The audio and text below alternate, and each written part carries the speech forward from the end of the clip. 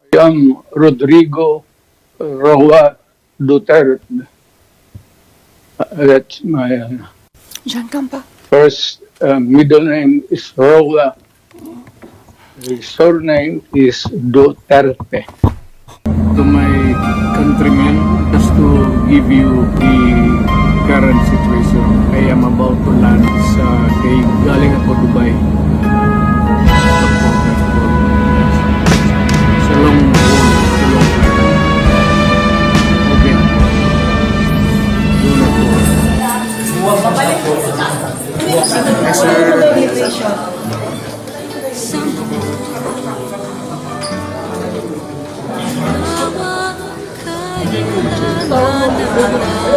Bitawan mo na ako, gusto ko. Bitawan mo ako.